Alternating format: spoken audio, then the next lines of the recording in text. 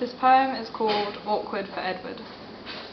Edward is not very good at expressing himself. He bought 45 poetry books because he thought they'd help him speak all sorts of beauty. On the first day he saw her, she came into work, and later that day he ran home and ate every page he could find just to see if he could digest any line of Shakespeare or Wordsworth that would be worth her time. The thing is, he gets very nervous when he sees her. On the brink of blurting out alcoholic murmurs as he slurps his drink, he flirts in blasphemous slurs and curls his words with reverberating anticipated regret that he'll sound stupid. So he doesn't speak. Today is 1 week since he first saw her, lads' night out. Dan and Phil are at the bar, Tom and Pete are in their seat, and it's all a bit awkward for Edward.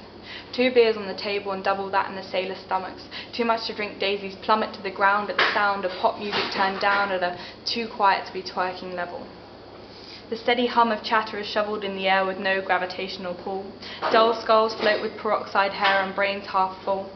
Heavy lights fight through drunken love bites, and the whole tapestry of the sight epitomizes why Edward did not want to go out tonight. He stands uncomfortably and listens to the natural natter from childlike men fade into a blur. And the pub door opens, he twists his neck, and then he sees her. Cool, casual, composed and calm, she slides over to the bar, stretches out an arm with ease, and says, "Gin and tonic for one, please." Edward hastily walks over to the boys with head face down, doesn't notice his peripherals, and when he turns around, "Edward, it's Edward, right?" Edward stutters and stammers in frozen fright, can't speak the words he wished he might. It's all a bit like, hi? Eddie, since I've been here, everyone else has been fairly nice, but you won't even speak to me, and I'm just wondering, why?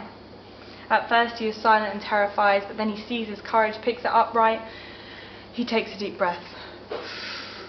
"I anticipate your lips like Chinese torture drips. I can't get them off my mind, and I find your eyes more hypnotizing every time I take a second glance. I fly into the stillness of a second, and I beckon for your attention like a broken record suspension in memory.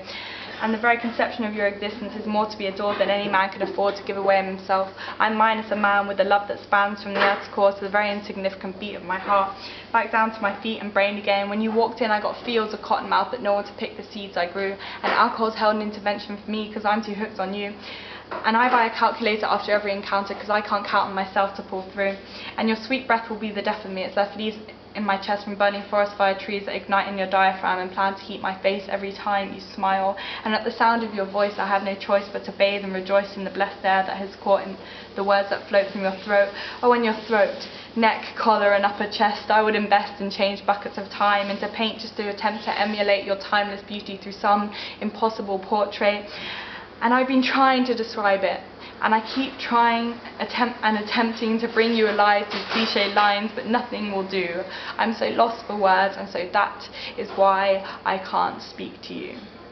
Now Edward's heart is racing, his breath is rough, he's fallen into pits of verbalized love, he's so full of regret he's had enough. He turns around and wishes he hadn't said what he said, but somehow she's found the eloquence in spoken words outside of the head. His knees are weak, his face is red, the door is only a meter ahead, but he's swung around without control, and all of a sudden a roller coaster kiss rolls on his mouth.